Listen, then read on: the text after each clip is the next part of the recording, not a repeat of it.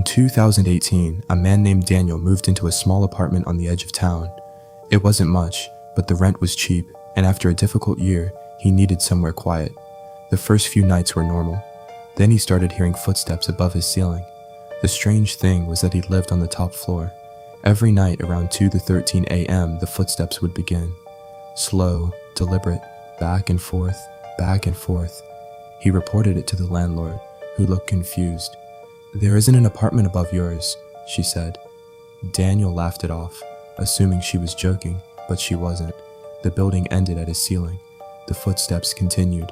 One night, unable to sleep, he decided to record the sound on his phone. He lay in bed listening as the footsteps paced overhead. After about 10 minutes, they stopped. His phone suddenly buzzed. The recording had finished. Daniel played it back. There were no footsteps. Instead, there was a voice, a faint whisper. "He's listening again." Daniel froze. He replayed it, the same words. "He's listening again." The voice sounded old, dry, almost amused. The next morning, he searched the apartment more carefully. In the hallway closet, he noticed something odd. A section of the ceiling had a small wooden hatch painted the same color as the walls. He had never noticed it before. That evening, he bought a ladder. At exactly 2:13 a.m., the footsteps started again. Heart pounding, Daniel climbed the ladder and pushed the hatch open. Above was a narrow attic space filled with dust and darkness. He shined a flashlight inside. Nothing. The footsteps stopped instantly.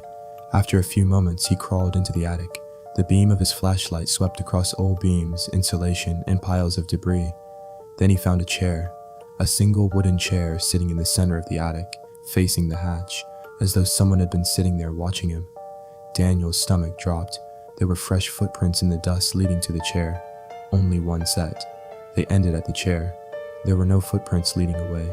He scrambled back down and locked the hatch. The next day, he called the police. Officers searched the attic thoroughly. Nobody was there. But one officer emerged carrying something, a photograph. It was old and black and white. The photo showed Daniel's apartment building during its construction nearly 80 years earlier. Standing in front of the unfinished building was a group of workers. One of them had been circled in red ink. Written on the back were the words, "Never found, July 12th, 1943. The officer handed the photo to Daniel. "What makes this weird," he said, "is that the circled worker disappeared before this building was completed." Daniel looked at the photograph. Then he felt his blood turn cold. The worker wasn't looking at the camera. He was looking directly upward, toward where Daniel's apartment would eventually be built. Daniel moved out the following week. A month later, the apartment was rented again. The new tenant stayed only 3 nights. When the landlord asked why he was leaving so suddenly, the man simply replied, "Someone keeps walking above my ceiling." The landlord laughed nervously. "There isn't anything above that apartment." The man stared at her. "I know." Then he pulled out his phone. "I recorded it." The landlord listened. There were no footsteps, only a whisper, a dry, ancient voice, and this time it said, "Now he's listening too."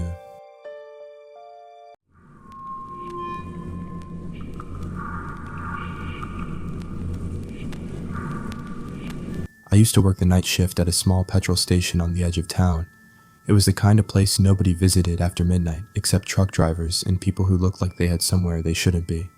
One night, around 2:30 a.m., a man walked in. At first, nothing seemed strange.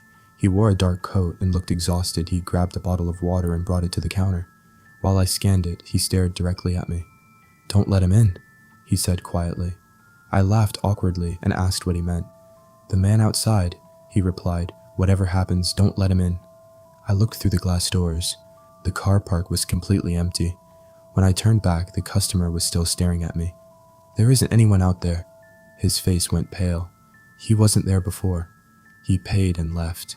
I watched him cross the car park and disappear into the darkness beyond the fuel pumps. For a few minutes, everything was normal.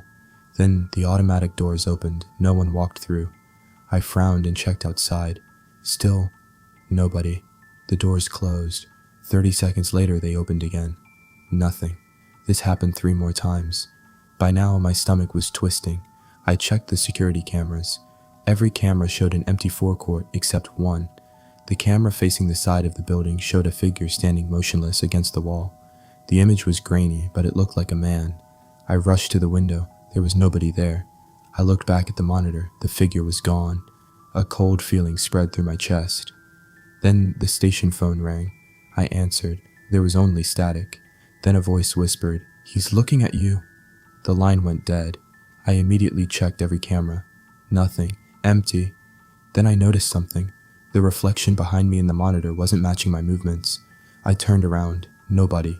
Back on the screen, a dark figure stood directly behind where I'd been sitting. I spun back again. Still nothing. My hands were shaking now. I grabbed the remote for the security system and rewound the footage.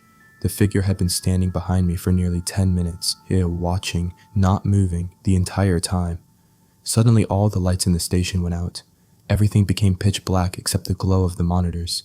Then one by one the camera feeds started disappearing. Front entrance, offline, fuel pumps, offline, storage room, offline, until only one camera remained, the one showing the shop interior. The camera pointed directly at me, and behind me stood a tall, dark silhouette, its head tilted at an unnatural angle. I froze. The thing on the screen slowly raised one arm and pointed toward the front doors. A second later, 3 loud knocks echoed through the station. Bang! Bang! Bang! I looked at the doors. Nothing was there. Then another knock came from inside the building, right behind me. I ran. I grabbed my keys, sprinted through the emergency exit, and didn't stop until I reached my car. The next morning, my manager reviewed the footage. He called me immediately. "What happened last night?" I told him everything. There was a long silence. Then he said something I'll never forget. "Jack, the cameras never showed anyone behind you." I felt relieved for a second, until he continued. "The problem is that every camera inside the station recorded you staring into the corner of the room and talking to someone for almost 20 minutes. I never went back, and sometimes when I wake up in the middle of the night, I remember the final frame from that footage. Because according to my manager, just before the video ended, I slowly turned toward the camera and smiled."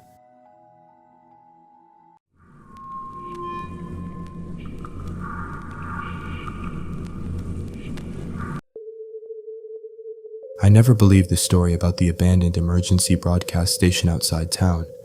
People said strange messages still played through the speakers at night, even though the building had been shut down for decades. And one evening, my friends dared me to spend an hour there alone. I wanted to prove there was nothing to be afraid of, so just after midnight, I climbed through a broken fence and entered the building. The place smelled like dust and damp concrete. Every room was empty except for old equipment covered in thick layers of dirt. I checked my phone. 12 o'clock exactly. 1 hour and I could leave. For the first 20 minutes, nothing happened. Then a speaker somewhere in the building crackled to life. A voice calmly said, "Attention, the individual currently inside the station is not alone." I laughed nervously. Someone was probably playing a prank. Then the voice continued, "The individual is standing in the control room facing north." My stomach tightened. That was exactly where I was standing. I called out, asking who was there, but nobody answered. The speaker went silent. A few moments later, it crackled again. "The individual has now moved toward the hallway." I hadn't heard any footsteps. I hadn't seen anyone. Yet as I looked around, I realized I had started walking without thinking. The voice was describing my movements in real time. I pulled out my phone and switched on the flashlight. "The individual is searching for the observer." The message echoed through the building. Then another speaker farther away activated. "The observer is searching for the individual." Suddenly, speakers all over the station began turning on one after another. "The observer is closer." "The observer is approaching." "The observer is in the building." My heart was pounding. I started running toward the exit. As I reached the main corridor, every speaker activated at once. The voice no longer sounded calm. It sounded excited. "The observer can now see the individual." I froze. The hallway ahead was empty. The rooms beside me were empty. There was nowhere anyone could be hiding. Then my phone buzzed. A notification appeared. It wasn't a text message. It was a photo taken from behind me. I was standing in the hallway. The picture had been taken seconds earlier. My hand shook as I opened the next image. It was closer. The third image was closer still. Something tall and dark was visible behind me. I spun around. Nothing was there. Another photo arrived. This one showed my face. Whoever took it was standing directly in front of me. The speakers screamed with static, then the voice returned one final time. The observer is no longer observing. I heard a door slam somewhere deep in the building. Complete silence followed. I ran outside and never looked back. The next morning, I checked my phone again. Every photo was gone, all except the last one. In that image, I was running out of the station. Standing in the doorway behind me was a figure with a pale face, looking directly into the camera. The timestamp on the photo was 3 minutes after I'd already arrived home.